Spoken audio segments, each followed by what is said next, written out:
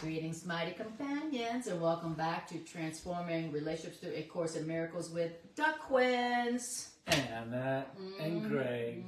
And Spirit. And Spirit. And Chloe. And Chloe, too. And Chloe, too. All the gang is here. So, welcome back to our Sunday evening class. And what we do in our classes on Sunday evening is we ask Spirit what and where in A Course in Miracles that Spirit wants us to study today. And then we say a little prayer. Well, actually, first we say the prayer. And then we do the random number generator. And then whatever section comes up, then that is the section that we apply to our relationship and all of our relationships with you guys. So we are using our relationship to learn and to teach how to apply these Course in Miracles principles to relationships. Everything in life is about relationships. It all comes down to relationships. How do you relate to others? It really determines the quality of your life, you know. And the Course in Miracles is all about relationships. As a matter of fact, the Course in Miracles says that our one problem was our original break or attempt to separate from our primary relationship with our Creator. That's where all problems started. The Course says we have one problem, and it just takes a million different forms, and that one problem is separation. Well, separation is a relationship term. It's to separate from someone else. So that's what we do on our Sunday class, and we're going to now do our random number generator prayer, where we give the class to Spirit and ask Spirit to be in charge and to decide for us what and where in the course we study from. So that's what we're going to do. Awesome. Yeah, thanks for joining us. Yeah, we really appreciate it.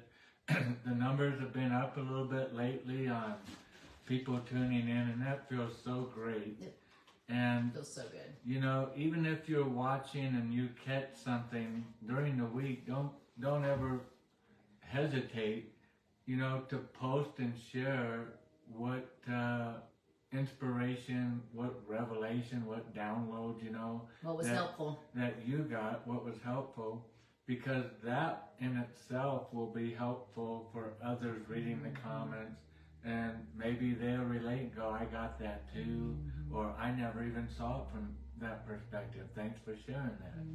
You know, that's all we're doing, is sharing the perspective that we feel that Spirit is giving us. But everybody has a piece, everybody has a part, and more importantly, everybody is important. Exactly. Beautiful. All right, so I'll start off with our random number generator prayer, and then we'll go from there. Beautiful. All right. So, Spirit, thank you so much for this opportunity to listen to the words that you speak and to share them with the world. We appreciate this opportunity to listen to the words you speak together, that we might be healed by the truth together. Thank you for this opportunity. And Spirit, we trust your infinite love and your brilliant genius. And we ask you to decide for healing for us and for everyone watching this class at any time that they may be watching it. We ask that you would decide for healing and peace and abundance and joy for us and everyone who will be touched in any way by this class. Thank you. Be you in charge, Spirit. Amen. Amen. I love that. Short and sweet. Okay, here we go. We're going to find the chapter. Something for everyone. Chapter 7. Chapter 7. So, all right. We're reading out of the annotated, but a lot of times it lines up, but those first, seems like 8 or 9 chapters, they are the ones that have a lot of differences in them. Between the two editions. Yes. Okay. So chapter 7, we see that we have... Oh, that's, sorry. That was the teacher's manual. I went to question 7. So we have 10 and chapter 7. Okay. In the original edition. Yeah, in the original. And we're going to start with there. So it's 7-7. 7-7. Which is? 7-7 is the ego's use of projection. Now That's what we did today. Come on. I know, that's... And we should have known that because I thought how interesting 7-7 when you said 7-7 today. Yep. So how can that be? And we did that today at the Miracle Center. We went to our Sunday class afternoon gathering with our local Mighty Companions. And that one wasn't live streamed like Anna's Sunday afternoon because it was our friend, teacher Matt, and Matt prayed about it and opened up the course and was led right away to this chapter and section, 7-7. Would you go to it and would you turn to it and then let's see if it matches up here. Oh, to that. All right, so it's going to be and then what are the ego's use of projection. that came up again of this book that it came up to that same page again. And let's get the first line of that.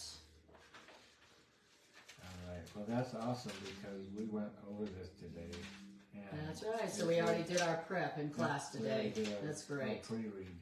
We love to prep before class, but if we can. If we didn't have time we didn't today. Have time today. We were visiting Mr. Quinn. Yes. We said once that without projection. Okay, perfect. So in the blue book, in the edited edition, it's 7-8, and it's called The Unbelievable Belief. So 7-8 in the blue book and 7-7 in the original edition. And there's many different forms of the original edition. There's this one as put together by Robert Perry. There's a book that has a black cover with a white string of pearls on it. There's a sparkly version of the original edition. There's many covers on the original edition. This one just has Robert Perry's notations, and also a lot of other stuff that was given just to Helen and Bill Schuckman. All right. Well, buckle up because this is a good one, folks. Okay. This really is. Yes. Okay, great. So, okay, cue the dog barking. Cue the dog. That must mean it's time to read because now the dogs are... We always know when it's time for class because that's when the dogs start doing crazy stuff. Yeah. Like, hey, you look over here. can set your watch to it. Hey, look over here. The ego always knows when it's time to start because then the ego starts defending. Spirit's in here. Oh, okay. All right. Okay, guys. So, it's called the ego's use of projection. Okay. So, beautiful. We're going to be talking about the fundamental law of the mind. What is fundamental about the mind? There's something fundamental about the mind, and that is that the mind is always going forth. The mind is either projecting or extending, depending on your purpose. But what is of the mind, because the mind cannot be contained and because the mind was created by God, then the mind is always going forth. It is always extending. It's always creating. Okay. So we're going to talk about, so in the mind can either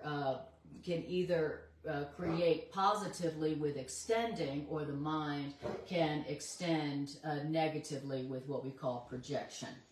All right. Maybe she needs a treat or something. Time for class. You can always tell. The ego always comes up with something right before class. I don't know if you've ever noticed that. All right. Okay, settle down, Chloe. All right. So it starts off by saying, we once said that without projection, there can be no anger. Yes, it, of course, did say that earlier in the chapters, especially in chapter 6, where it's talking about the truth about anger. And it talks about how anger, there's no anger without projection. So every anger that we're feeling, that at some level that is a projection, something that we are not, that's something that is a reflection of something within our own self that we are not wanting to own, that we just want to push away and blame on someone or something else. Okay, so we once said that without projection, there can be no anger. Okay, so if there's anger, there's projection. But it's also true that without extension, there can be no love. So there's going to be a going forth somehow from the mind. It's just a matter of whether it's going to be a loving extension or an angry projection. But one way or another, whatever is in your mind is going to be moving beyond your body. It's going to be going forth somehow, extension or projection. Because why? Because extension is a fundamental law of the mind. That's why whatever you have in your mind is what you are giving. You know, whatever is in your mind is what you are teaching. It's what you are demonstrating, whether you speak or not. Yeah, both extension and projection is a giving concept. It's a sharing concept. Right. It's also creation, you know. So as soon as, the Course in Miracles says, as soon as a thought is born in your mind, that thought is going to go forth. There's no, like the Course says, you have no private thoughts. There's no thoughts that stay just in your mind. You know, whatever you think, you are going to be sharing with the world. And let's turn this down. Sorry.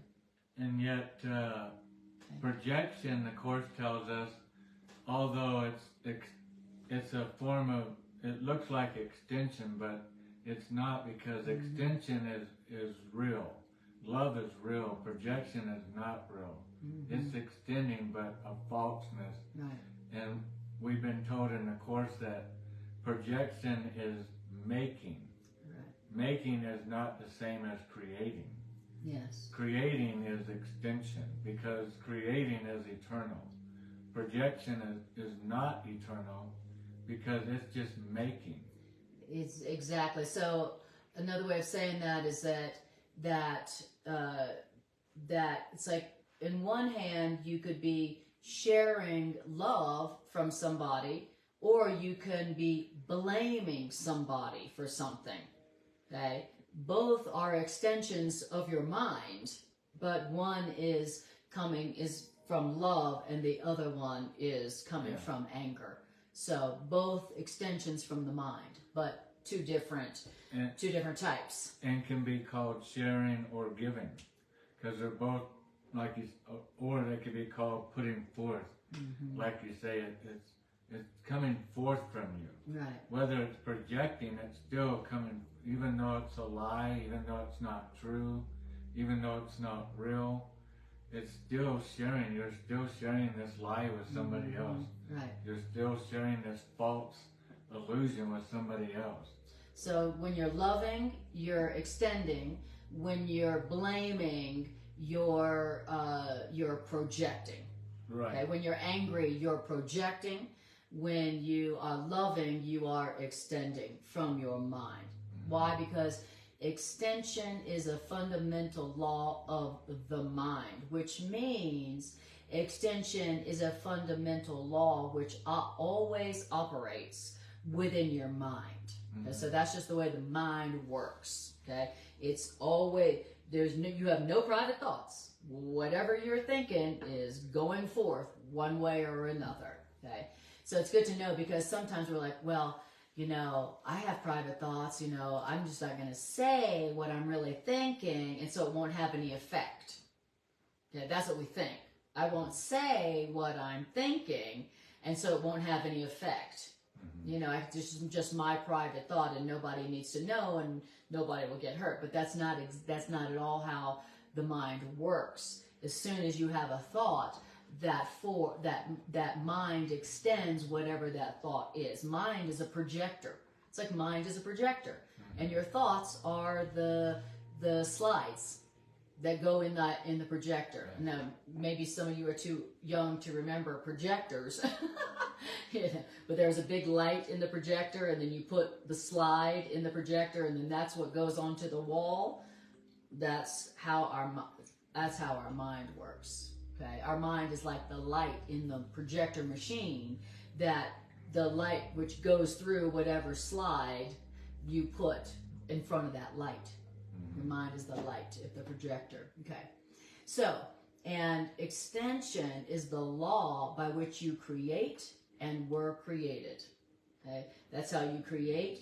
Your mind extends whatever thoughts are in your mind. That's creation, and that's the way you are created, as an idea in the mind of God.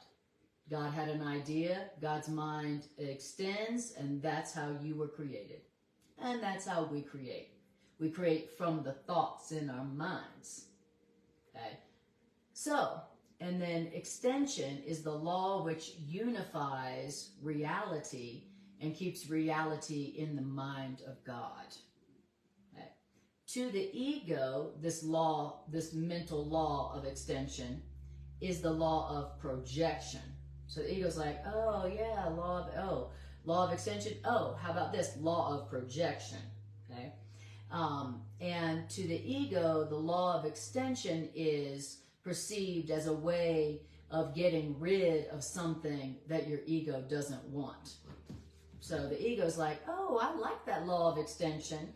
I'm just going to use the law of extension to project, which means blame, on everybody else for what I don't want and what I don't like in myself. So the ego takes that law of extension that God created and twists it to get rid of what it doesn't want by blaming it on others. And when you're projecting onto others, you're blaming others for something that you yourself do or are thinking. That's what projection means. Well, and I love how clear the Course is being here that the ego's way of doing it, and it's obviously not the way love does it. Mm-hmm. Anger isn't the way love does it. But the way ego, we were talking about this in class today with Matt and gang, that, you know, the ego, we're always being told is insane. The ego isn't smart. It's not clever. It doesn't even know how to ask an intelligent question. But what the ego can do is it takes what is smart and just copies it. But twists it. Yeah, but puts its own agenda, yes. its own agenda twist on it. That's right. But it also can't go outside of, it has to work within the frameworks of what was created. It has to work somehow in that. I was joking today, it's sort of like people find loopholes in the law. They're still staying within the law, but they don't pay any taxes because they found these loopholes.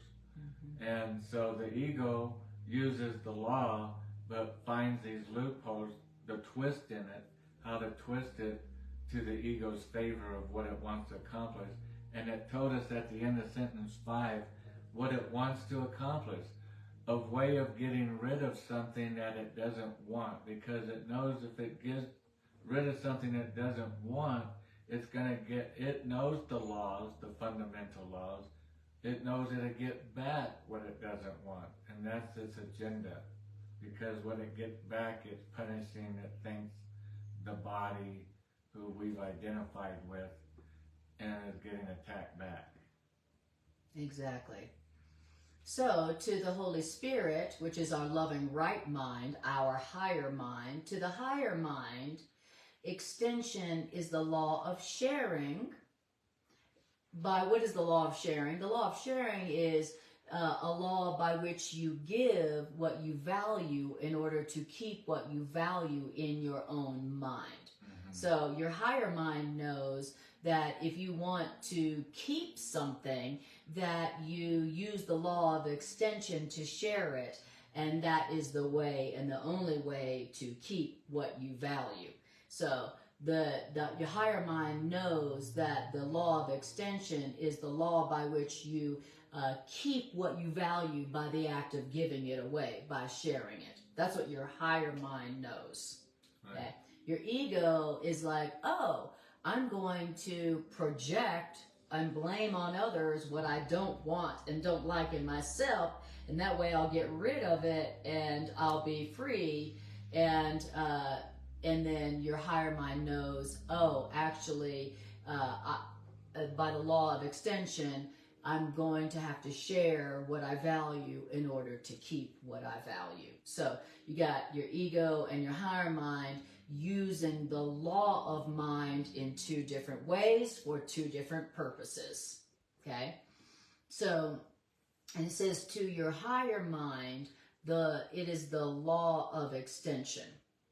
To your lower mind, your ego, your fearful mind, it is the law of deprivation. So the ego is projecting to deprive, and your higher mind is sharing in order to keep.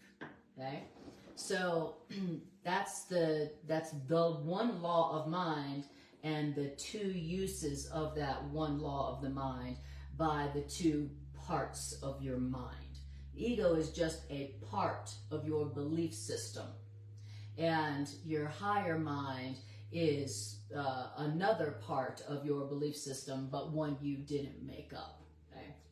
I just noticed something that we're always talking about the ego. The ego does this, beware of the ego.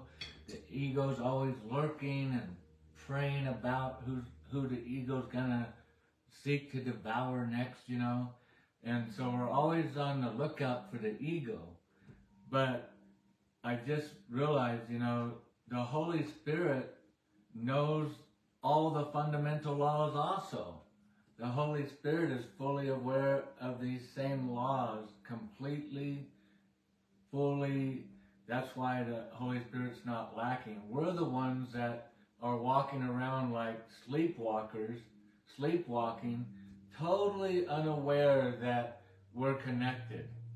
I'm a separate body from you. And unaware of the laws of manifestation. That's what I'm talking about. You know, it's like, you know, whereas your higher mind knows the law of manifestation, your ego also knows the law of manifestation, and we are walking around going, why is this happening to me? Yeah. Not realizing that, not understanding how we are creating, how we are manifesting through the extension or the projection of our thoughts. And that's why we're called on to call on Spirit all the time, our higher mind, Holy Spirit, our higher self, whatever you want to call it, your angel, your guide, because your guide knows the laws fully well, and until we can relearn those laws and have them down pat, oh yeah, I only want to give away what it says here that I value to keep in my own mind. And it's just a matter of both of the ones that are trying to help us, the you know, ego over here that has a agenda to punish us, and the one over here that wants us to experience joy, peace, laughter, happiness, over here has that agenda. And both of them know they're going to get accomplished by what we side with to give. What to, like Anna's been sharing, to share. Whatever we're sharing is going to be what gets shared back with us. And I never really saw it that way, that what the Holy Spirit now to me is more in definition is the one that knows all the laws. Our higher mind is like the professional in the universal laws, how they work. And so I don't have to think about it. I can just go to my helper, say, okay, and then all of a sudden the one that knows how the laws work, say, do this, this, this, and this. And then guess what? Everything unfolds beautifully. Exactly. This fundamental law of mind called the law of extension that the ego uses for projection. To the ego, this fundamental law of mind called extension is the law of deprivation. The ego is going to use that to deprive, to deprive others, right, and ultimately to deprive us.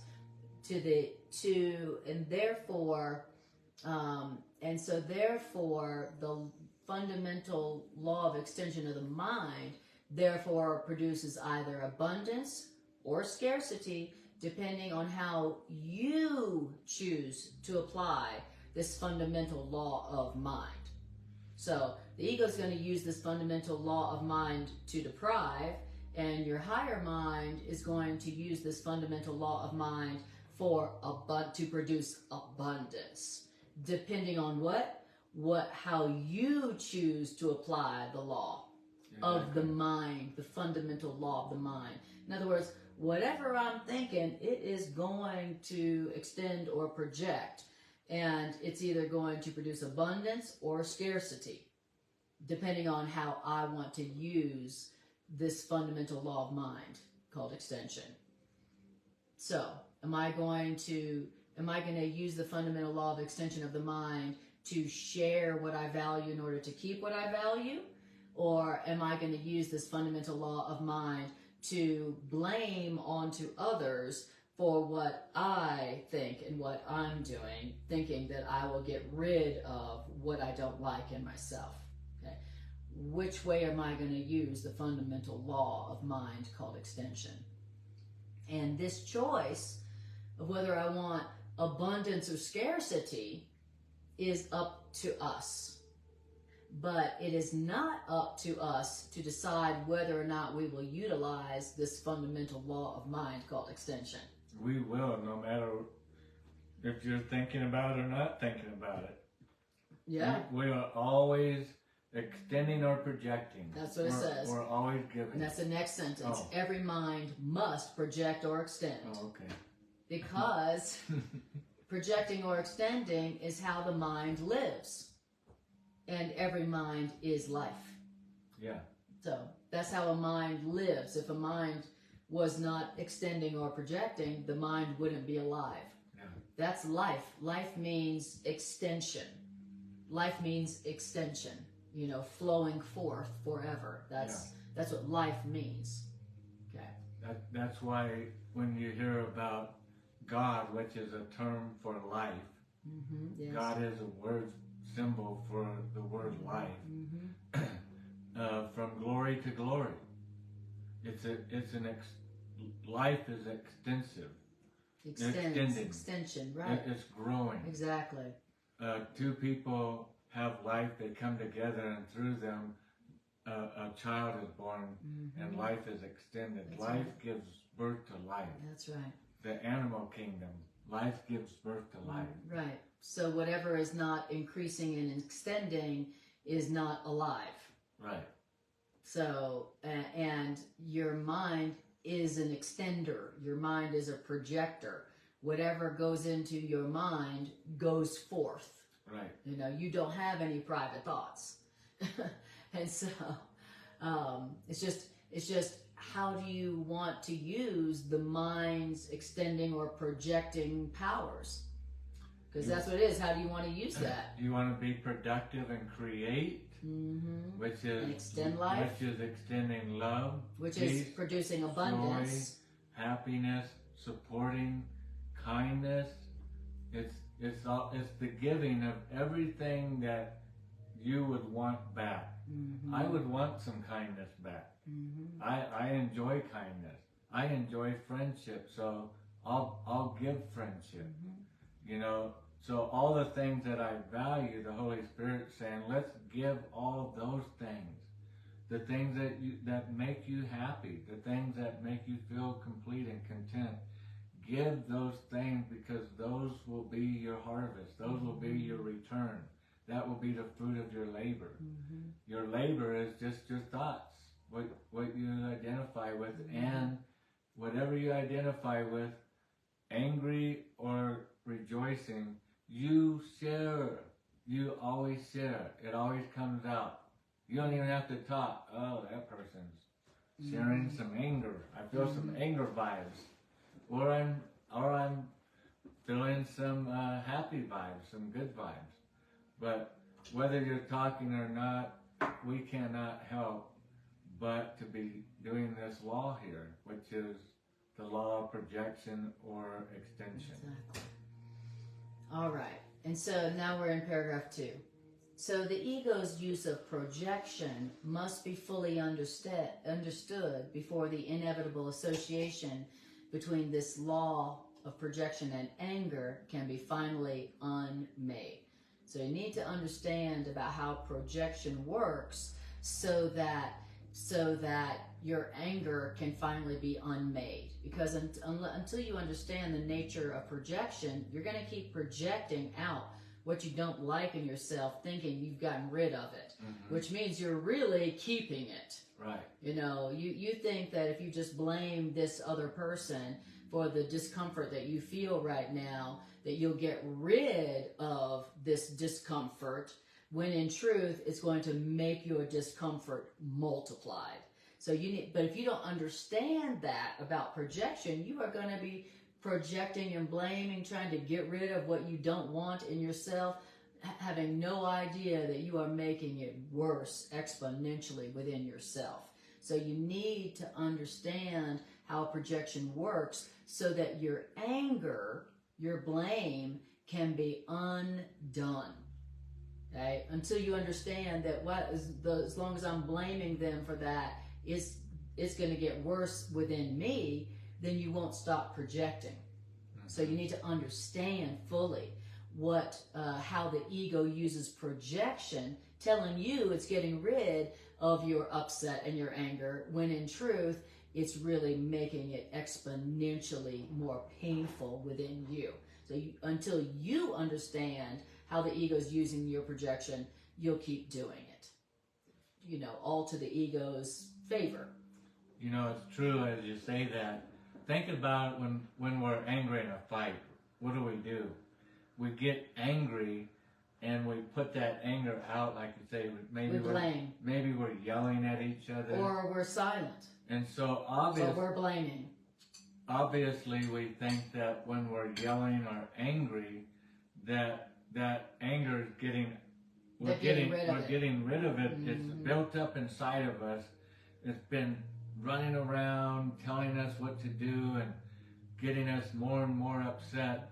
And then the fight happens, and something in our twisted mind is telling us, our ego, if you yell at them and scream at them, you'll feel better. Then you'll get rid of this anger that's all bottled up inside of you. You'll feel better. But the ego knows the fundamental laws, and so we side with it. We decide. We're the chooser, as it says, and we choose which one we're going to go with, and we go with that one. And now anger is ensured that we get more back because that's what we just shared. Right. And that's how we're walking around sleepwalking. Because if we were awoke, like we all like to say, we're woke, we're woken, we're awake, you know, we're the awakened generation. Well, the awakened would realize before they release that anger, boy, howdy, that's not what I want back. That is not what I want back. Exactly. They would be pulling on the reins of that horse before it even buckled up.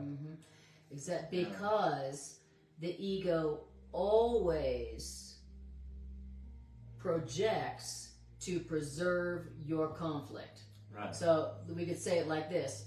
The ego always blames others for the purpose of preserving your conflict. So the ego is like, I've got a way for you to feel better. Just project and blame all of what you don't like right now on them, and you'll feel better. That's what our ego tells us.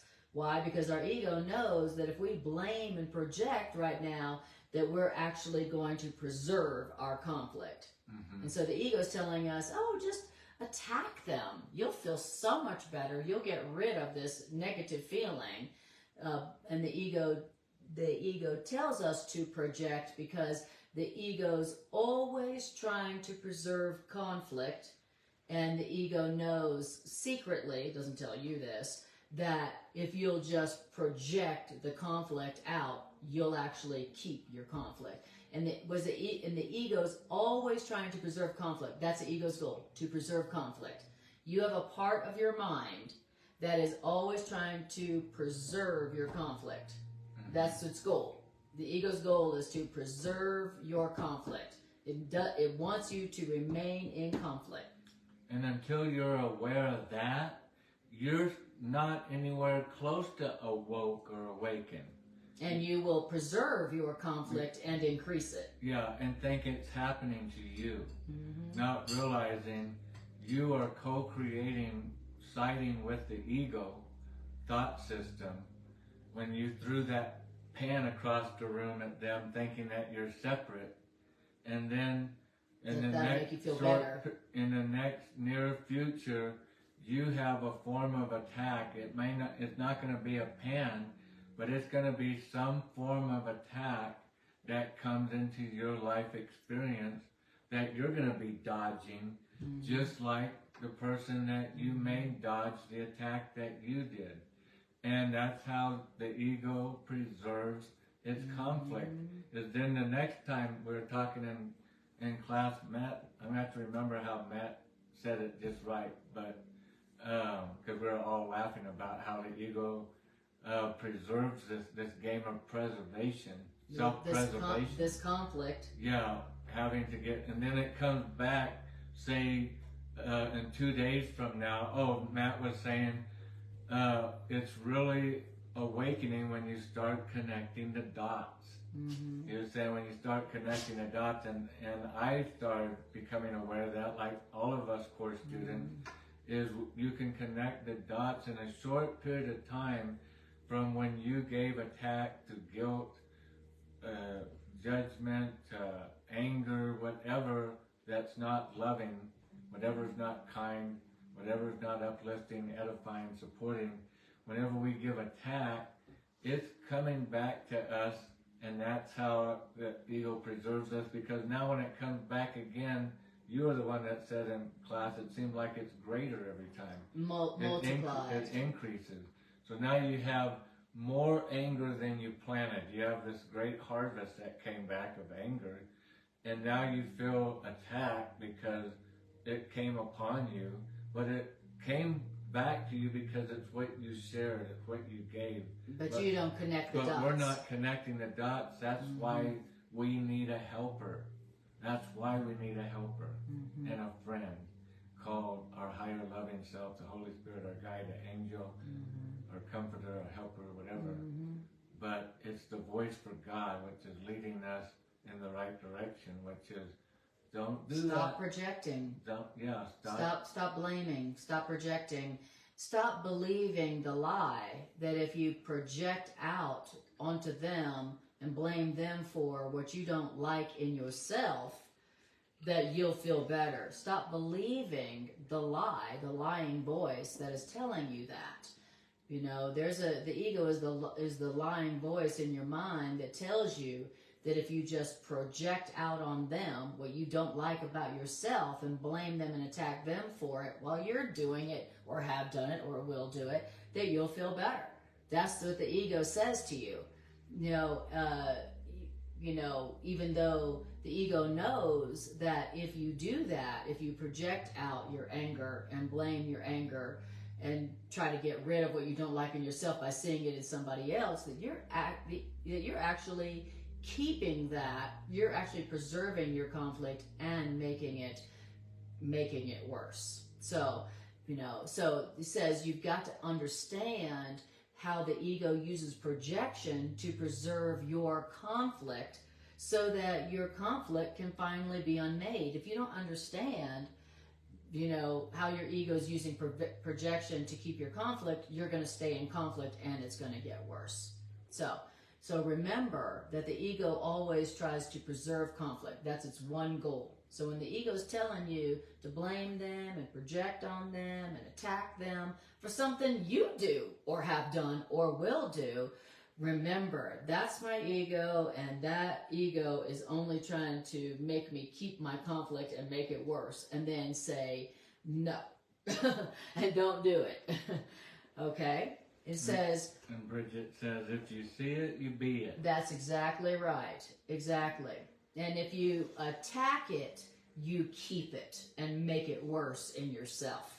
If you attack it and blame it, you keep it and it gets worse. Okay. It's like that little kid game. That's you, but what am I? Right. Exactly. So then it says, So the ego's one goal is for you to keep your conflict. That's all the ego cares about. That's his one goal. And so the ego is very ingenious in devising ways which seem to diminish your conflict, only because your ego does not want you to find conflict so intolerable that you will insist on giving the ego up. Okay? So the ego's one goal is that you not only keep that conflict, but make it worse. Okay? And so what it does is it devises an ingenious way for what seems to diminish your conflict, but really doesn't, to diminish your conflict where you don't find your conflict so intolerable that you insist on giving the ego up, okay, or giving your conflict up. So the ego it wants you to keep your conflict and it be worse, but it also wants you to not find conflict so intolerable that you're like, to hell with this, I'm giving the ego up. Okay? So the ego's got to devise an ingenious way to make it seem like your conflict is getting diminished, when it's really not. When it's really securing it for you. Because it tells you, if you throw that pan across the room to hit them in the head for them to deflect, that person, it'll teach them a lesson. Right. And diminish your conflict. And diminish your conflict because next time they won't do that thing that made you do that. Right. And so that'll diminish your conflict. Right. And maybe they will stop doing that. But and it even appears like it worked. Right. And that's what does happen a lot, is it appears like it worked because that's how we don't connect the dots. Right. But our attack's coming. It might happen at work 2 days later, with totally different instances, people, whatever, where we get attacked, where we're going to be deflecting.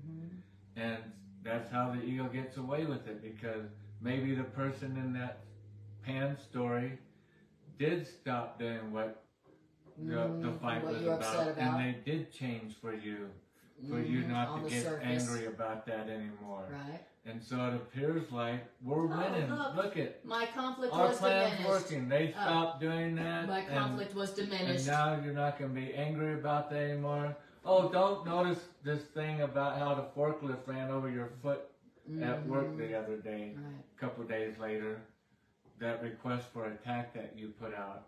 Right. And now you want to sue the forklift driver. Now you want to throw a pan at his head and a couple other things.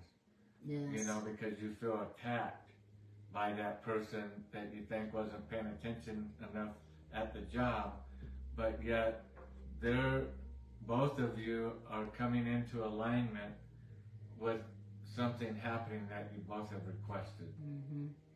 Yes. Maybe the forklift driver has been doing so much attacking, they've requested to lose their job. And you requested to have your foot ran over. Yeah. But both of you are getting your request met. By what you're giving. And not because you ran into each other, but because of the seeds that we're planting. Are we siding with anger, love, or are we siding with lies and truth? Which voice are you listening to? There's just one of two voices. It's so, as the Course says repeatedly, it's so stupid simple. There's just two choices. That's all it is in life. Life is two choices. And until you know what the ego voice is really trying to do to you, yes, then you're not going to stop listening to it until you see what that ego voice is up to, what its agenda is in you. You'll think it's trying to help you. Then you'll think it's your best friend and it's trying to help you. And when it tells you to attack, because you'll feel better and, that will diminish your conflict. then you'll go, yeah, that's a good idea. Attacking that person will diminish my conflict. And then you'll attack them, and your conflict will get worse, which is your ego's goal from the beginning. All right. So it says, and that's why your ego is trying to persuade you that your ego can free you of conflict, lest you give conflict up and free yourself. So the ego's like, oh, I can help you to diminish your conflict. Just listen to me. Just project everything you don't like in yourself onto them. Blame them for what you do, and your conflict will be diminished. You'll feel better. Okay? And that is the ego attempting to persuade you that it can free you of conflict. Because that's the ego's answer. Oh, you feel bad? I have a way to diminish your bad feeling. Just blame them and blame the world for what you don't like right now, and you'll feel better. See, you'll diminish your conflict. You'll feel a little bit better. And that's the ego's goal, to make it seem like it has made you feel better, when in truth you have made yourself feel worse. And it's trying to give you the illusion that it's diminishing your conflict, because it doesn't want you to go, hey, I don't like this conflict all the time. And, oh, I noticed that my conflict always shows up right after I have attacked or blamed. I'm going to give up attack. I'm going to give it up. I don't like it. I don't want it. I just realized I'm going to be receiving whatever I give, even if I think I'm justified. So I'm going to stop giving attack. The ego doesn't want you to do that. Right. So it has to persuade you that it has the ability to help you diminish your conflict just by projecting onto others the cause of your discomfort. All right. So, anything else you want to say on that before we go to paragraph 3? No, I think that's good. Beautiful. That's great. Oh, hi, Michael. I saw Jean come And in. Jean was our first comment of the evening. Hi, Jean. I assume Michael's with us. Yes. Absolutely. Beautiful. All right. Bridget's in the house, so good to have you. Always. All right. And so... Trisha's here. All right. Hi, Trisha. Lovely to see you. She says, here I am, here in comfort. Okay. Nice. All right. You're in comfort. I like that. It's good to hear. Paragraph 3. The ego, using its own warped version of the laws of God, uses the power of the mind only to defeat the mind's real purpose. And how does the ego do that, by the way? Well, the ego projects conflict from your mind to other minds. They're making my conflict. You know, if they were different, I wouldn't be in conflict. The ego projects conflict from your mind to other minds in an attempt to persuade you that you have gotten rid of your conflict. That's the ego doing what? That's the ego using its own warped version of the laws of God to defeat your mind's own real purpose, which is creation, extension. So that's how the ego does it. The ego, here's how the ego operates. It projects conflict from your mind to other minds in an attempt to persuade you that you have gotten rid of your conflict. That's the ego using its own warped version of the laws of the mind. Yeah. You know. I'm going to get rid of my anger by being angry. Exactly. When has that ever worked? When has that ever ended anger? Exactly. When has that ever made you really feel better? When has that ever ended your anger? Where you're like, I'm going to project the cause of my upset, the cause of my anger onto them, and then magically I'm going to be peaceful and happy. Peaceful and happy and loving. That will make the switch. So it's obvious that that is a complete lie. But the ego is very ingenious. Remember it said the ego is very ingenious in devising ways that make you think you're going to feel better, what really makes you feel worse. And keeps that feeling worse going. Because it keeps you deluded. It's so ingenious in devising ways that make you think you're getting rid of your anger by attacking, projecting, and blaming, when really it's making it worse. Okay? If we were really awake and aware of how the universal laws as love established it, as God created it, we would realize in the giving of that anger, I'm going to get anger back. Yeah. You know, that's right. It might come through some big bill that came from the IRS, and it just torqued me. It just, this is unfair. That's not right. And just made me angry. That somehow, some way, in some form, that anger, it doesn't come back in the same form that I gave it. And that's part of the trickery, is how you don't connect the dots, because you would not putting the IRS all of a sudden, coincidentally, this thing that made you angry come in the mail, together with this being angry at somebody 2 or 3 days ago. We don't seem to connect the dots, but the connection is always there. Giving, as you sow, so you reap. Yes, right. Whatever you give, you're going to get back. That's why Anna and I were joking yesterday as we were down in our creek cleaning out and everything in nature. Our creek park. Yeah, our creek that park. We're creating. Her and I are usually listening to course or talking course or listening to something while we're working down there. And we were joking around about this little saying, you know, that we're learning from Spirit. When you give to the whole, which is not just to yourself, to give to the whole, you get a whole lot. In return. Yeah, when you give to the whole, you get a whole lot. When you're just giving anger, that's not giving. All you get is deprivation. That's not giving to them, because they don't want anger. So that's not giving them something, you know?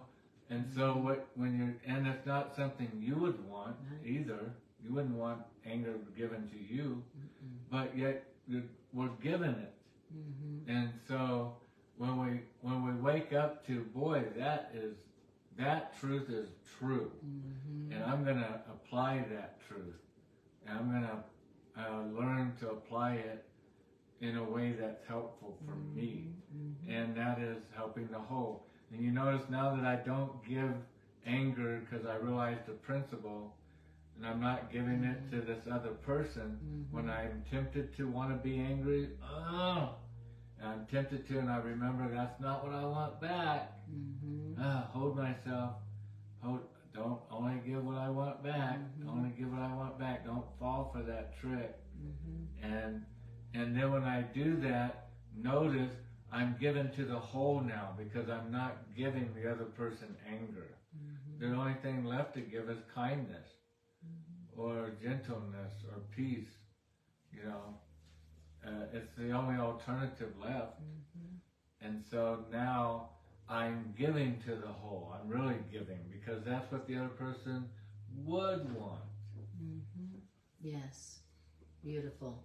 I love it how Tricia says, I only do screaming, singing 50 Cent song, You've Got One Chance. I love it. That's the only screaming she does, is when she's singing a 50 Cent song. Well, you can scream, you just don't have to be angry. Exactly. You can scream happy. You can scream rejoicing. That's right. So it says, so now, this is the way the ego works. The ego projects the conflict from your mind to other minds in an attempt to persuade you that you have gotten rid of your anger or your conflict. Well, doing this has a number of fallacies which may not be so obvious. Okay? So the idea that I can project my own conflict from my mind to somebody else's mind and get rid of my anger, that has a number of lies in it, which may not be obvious to you. The first lie in that idea that you can project the conflict and anger from your mind onto another mind and get rid of it, like Greg said, when was the last time you projected your anger out onto another mind and actually felt better for real and really got rid of your anger? When was the last time that's ever happened? In other words, that's what your ego's telling you. That's the ego's very ingenious way of getting you to keep your conflict by convincing you that if you just project your conflict from your mind to another mind, you'll get rid of your conflict. But there's a number of lies in that whole idea which may not be so obvious. The first lie, strictly speaking, is conflict cannot be given to another person. You can't give away your conflict. You can't be like, oh, this conflict feels so crappy. This anger feels so terrible in me. I'm going to give it to you and then I'll be free of it. That's a lie. That doesn't work. You know, right. But it's definitely what your ego's telling you works. Why? Because the ego wants you to stay angry. The ego wants you to keep your conflict and to increase it. And so that's why the ego tells you, oh, if you just give your anger away and blame it on somebody else, you'll be free of it. You'll feel so much better. Okay? That's why the ego tells you to do that. So the first lie is, strictly speaking, you can't give your conflict to somebody else, precisely because your conflict cannot be fully shared, because it's yours. And, you know, it's an idea of separation. How can you fully share something that, you know, like you said, the other person doesn't want? You don't even fully want it.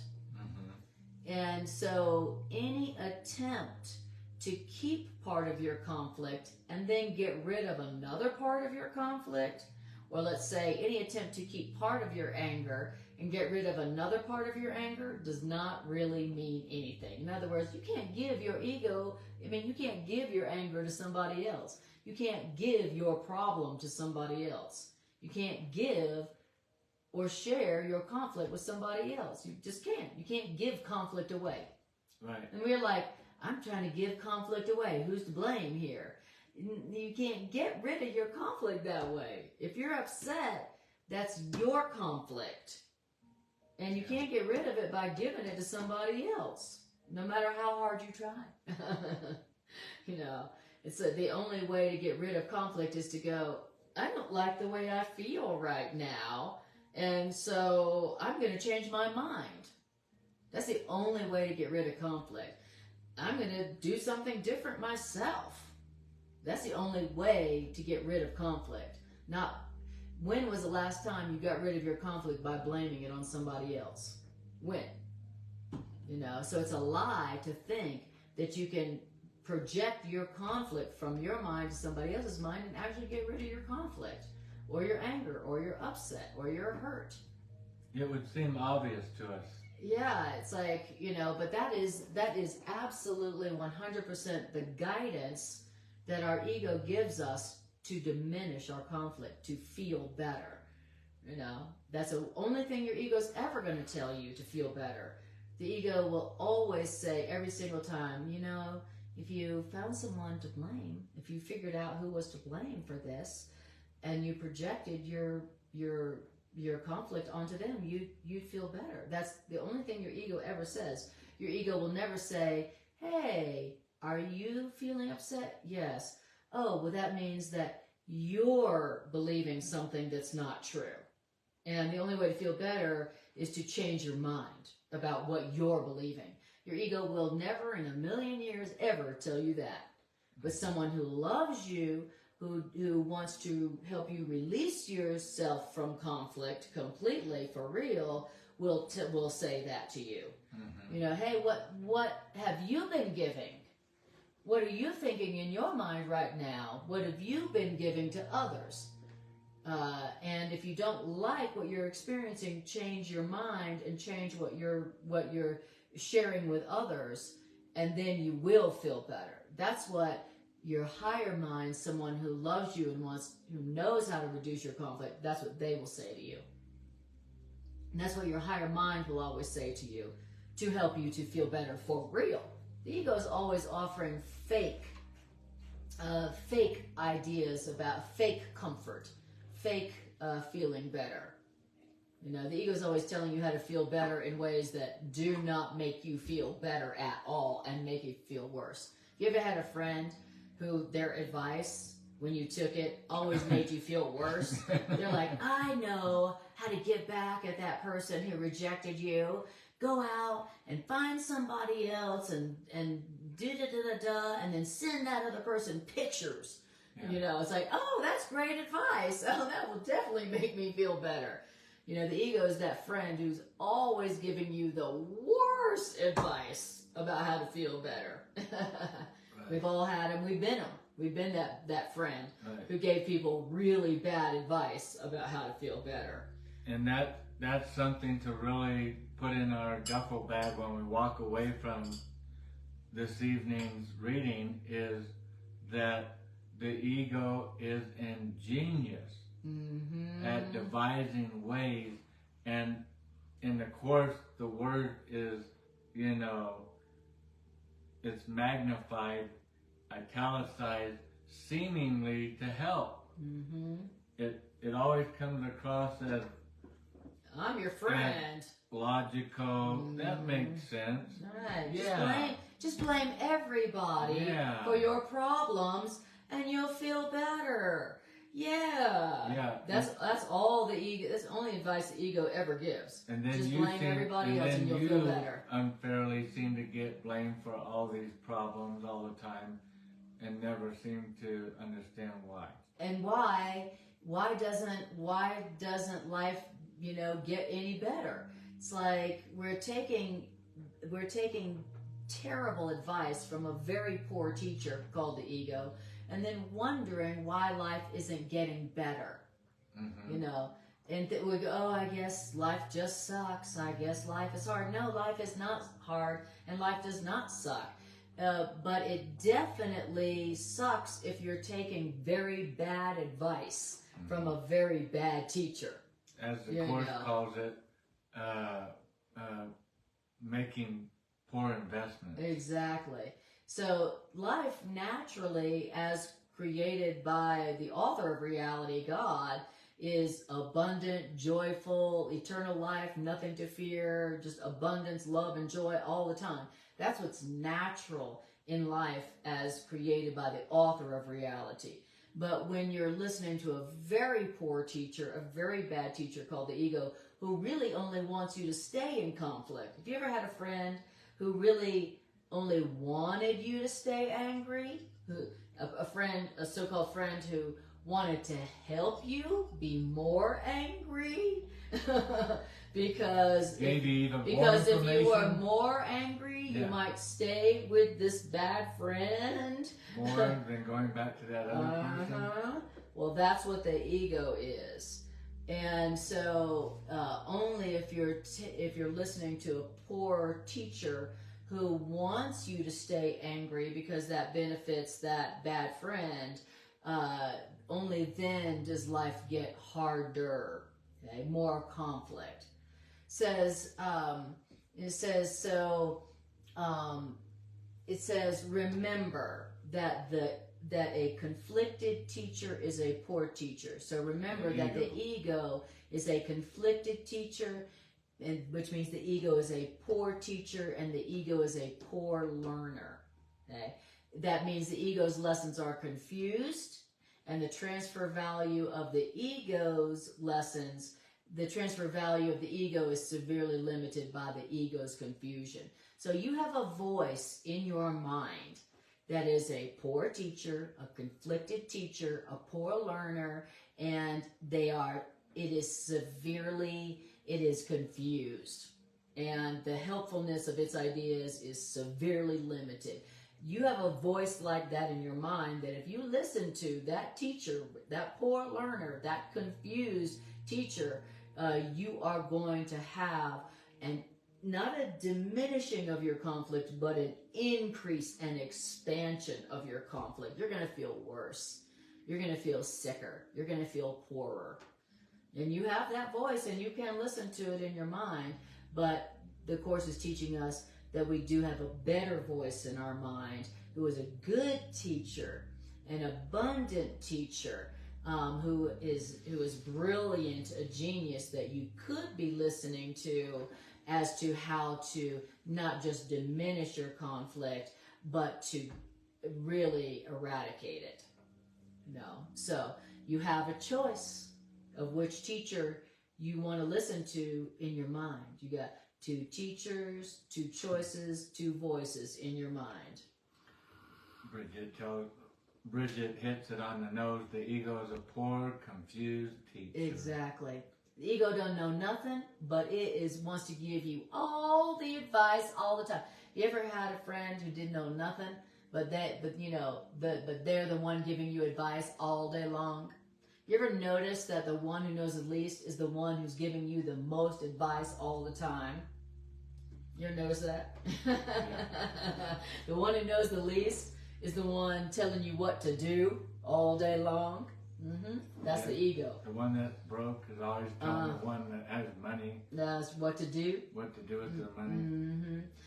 The one who's very confused about what to do is always telling you what you should be doing and how you should be doing it. That's the ego.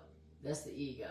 Okay? And because you have a better voice in your mind, because the ego is not the only voice in your mind, you could not listen to the ego voice, and at the very least not follow its advice, and you could take the advice of the other voice that you also do have in your mind. That is a brilliant, loving genius who's not giving you advice that just makes your problem worse. All right, so we'll do one more paragraph, and then we will stop there for the evening. All right. Okay, paragraph 4. A second lie that is involved in that idea that if you just project all the conflict from your mind to somebody else's mind, that you'll get rid of that conflict. A second lie in that whole bad idea is that the second lie is the idea that you can get rid of something you don't want by giving it away. That's a lie. I don't like this pain I'm feeling. You made me feel this painful feeling, and so now I'm going to give attack and anger to you, and that is how I will get rid of it in myself. That's a second lie, that you can get rid of something you don't want by giving it away. The truth is, giving something you don't want away is how you keep something you don't want. Yeah. Every time we get angry, just think about it. We literally gave we planted what we're going to harvest. That's exactly right. We sowed what we're going to reap. We gave what we're going to receive. We just decided to keep the anger and that we didn't like how it felt. And when we gave that anger, we were obviously asleep. Asleep at the wheel.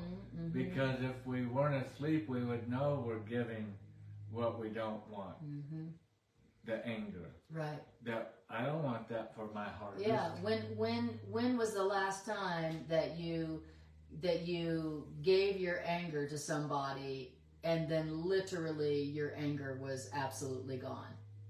You know, it's never happened. Never worked. When you just get more right, when you give your anger away to somebody and, you know, how do people respond? Do they say, "Oh, thank you so much. I'm so grateful." And then you both start hugging. When you give your anger away, how do people respond? They respond as if they've been attacked, and they attack back. With anger. With anger. And so what happens to your anger that you thought you would feel better if you gave it away? What happens to that anger? It's like a forest fire that you just threw gasoline on. Now you have exponential more anger. So the idea that you can give away your anger and get rid of your anger by giving it away to somebody else, that's a big fat lie. That it's so obvious that you think we would like see that, but we don't.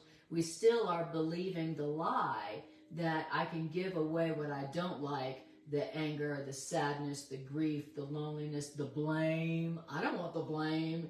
I want to give away the blame for how I feel. And thinking that we're getting rid of that feeling that we don't like. That's a lie. And any voice that tells you that you can get rid of what you don't want by projecting and blaming it onto somebody else, that is a voice that wants you to keep your conflict and make it bigger. Right. So remember that when you hear that voice that's telling you, oh, you don't like that feeling of sadness or anger or upset, blame it on somebody else. You know, you can get rid of it by blaming it on them.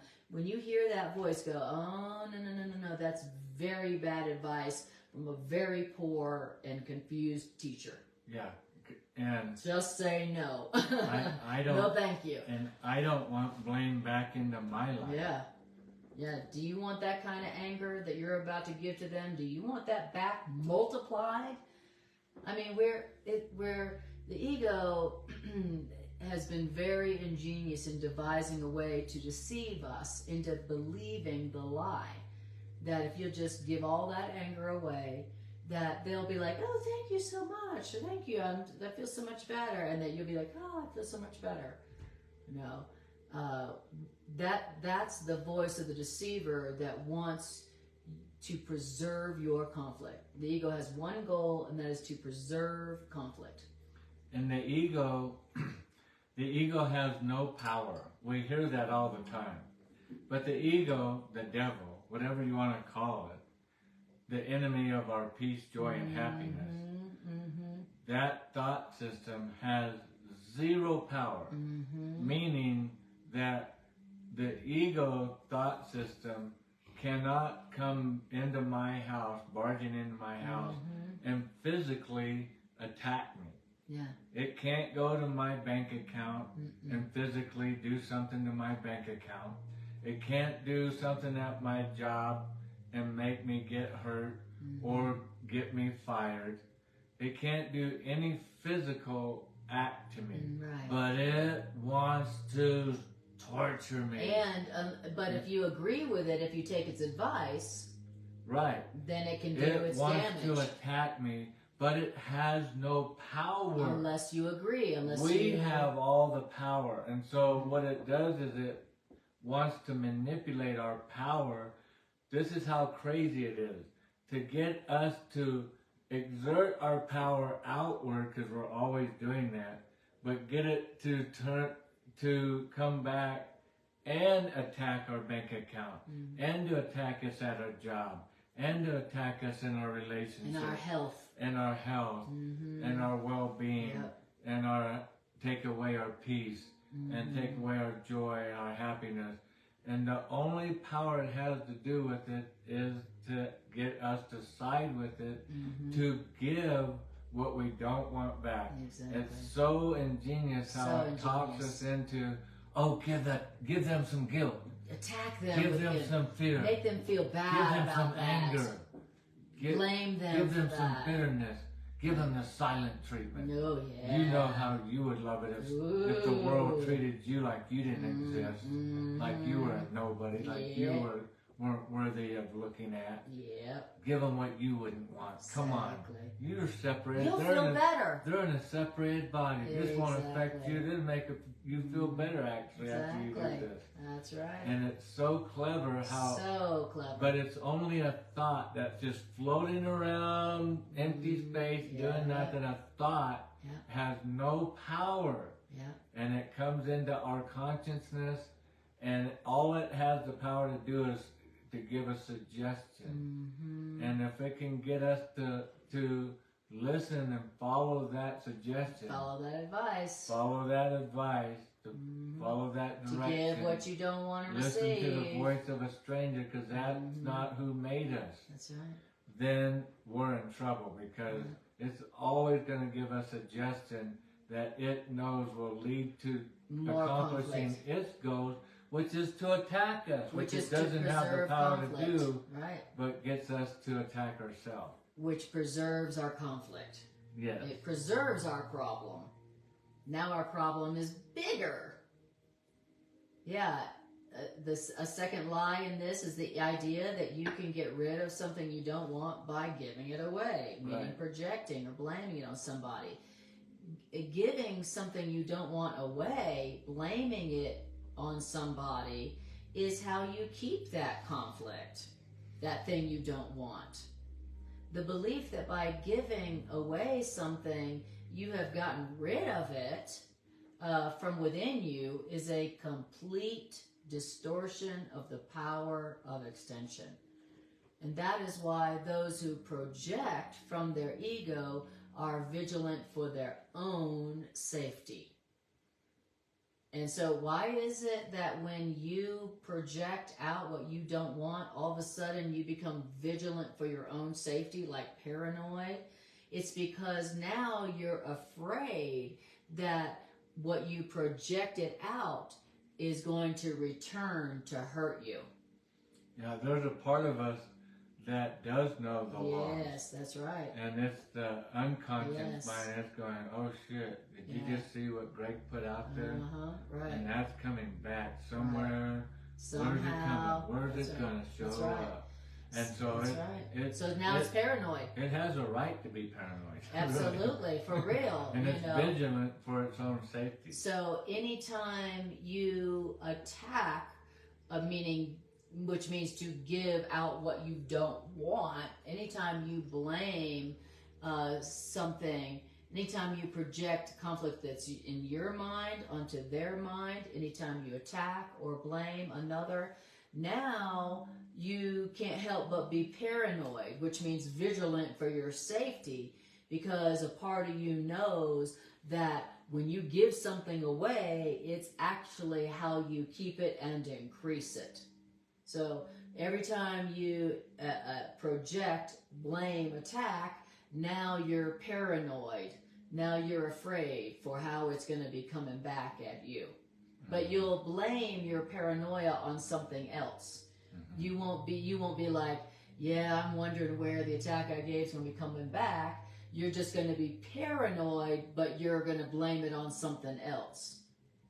Okay? You're going to be afraid of the world, but not realizing that the reason you're afraid of the world is because of all the attack thoughts that you have been giving away, thinking that that would make you feel better, that that would somehow diminish your own conflict. It says, we do believe when we attack and project and blame, when we project the conflict from our mind to someone else's mind, we do believe that we have blotted out our own projections from our own mind. But we also believe that our projection, our attack thoughts, are trying to creep back into us. Why is that? That's because our attack thoughts have not really left our minds. And since our attack thoughts haven't really left our minds, we didn't really project them out onto other people. This in turn forces us to engage in compulsive activity in order not to recognize that our attack thoughts never really did leave our mind and go to them. Nor did they ever creep back into our mind. Right. They're still there. Right. We didn't get rid of them. When we attacked them to try to get rid of what we didn't like how we were feeling, we projected and blamed it on somebody else to get rid of that bad feeling. That bad feeling never did leave our mind. That attack thought never really did leave us and go to them. And some part of us knows that. And the true story is the source of that attack thought came from a lie. Yeah. The lie is our misinterpretation of what is going on. Yeah. Because we don't know. Right. We think we know because we're still listening to that second voice. Mm-hmm. That's why it talks about so much about confusion. Yeah. It's confusing to listen to two different voices. The ego saying go this way, and the voice that's for us and not against us, our higher loving mind saying no, go this way. And it's the total opposite direction. Right, exactly. Very confused. Very confusing. Yeah, so the takeaway for me from that paragraph is that that it's going to happen that if I am blaming other people for my conflict, meaning I'm trying to project the conflict from my mind to another person's mind, which is another name for attacking and blaming, that if that's what I'm doing to try to feel better, to try to diminish my conflict, then I am now going to feel vigilant for my safety. I'm going to be paranoid and afraid of the world because I can't help but, if I project an attack out, I can't help but believe that my attack thoughts are trying to get back at me, to get back to me. Attack thoughts, and so you cannot give attack and not believe that it's trying to come back to you, which is what makes you now feel afraid of the world and paranoid about how people are trying to attack you. Yeah. It's like, when you are feeling particularly afraid of others or afraid of the world, you're not recognizing that it's not that the world is dangerous, it's that you've been projecting a lot of attack out into the world. That is why you feel unsafe. You don't feel unsafe because the world is unsafe. You feel unsafe because you've been projecting a lot of attack out. And you can't help but now be paranoid about how others are trying to do the same to you. Right. The cost of giving is receiving, whether you feel justified in that or not. So if you're giving attack, then the cost of that is that now you assume that everybody's attacking you. Right. And so now, so you don't trust nobody. But you don't put it together. You just think, well, the world is so unsafe and the world is so unkind. I need some more locks for my door. Not realizing that you don't connect the dots and go, yeah, I've been really attacking a lot this past week, and so I noticed that now I'm really paranoid about how people want to hurt me. That's a great point. Yeah. You don't put it together. You don't put it together. No, you don't connect those dots. It's not that the world is unsafe and humans are so mean. It's that you have been attacking a lot, and now you can't help but be worried and afraid and assuming that other people are doing exactly the same thing to you that you have been doing to them.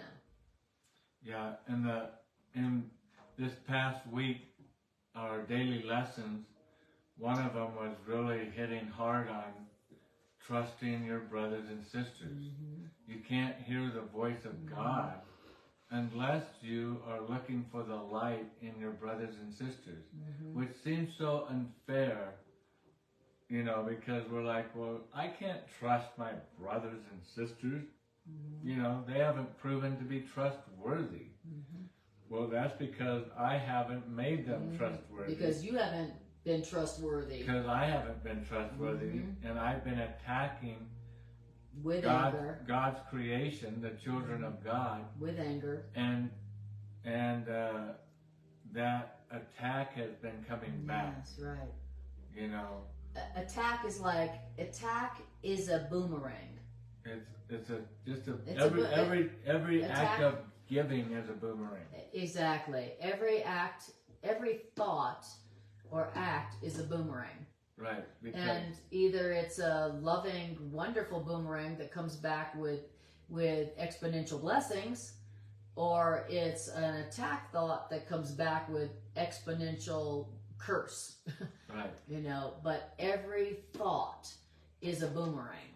And that's why the Course says in early on in the daily lessons, I'm not a victim of the world I see, because the world I see is a reflection Just a mirror of what I've been given. That's it. I don't think that, because I think, no, it's just doing its thing. I don't have any power. Exactly. I don't have that kind of control. I don't have that influence on the world. Oh, yes, we do. The world is separate from me, we believe. Yeah. But you do.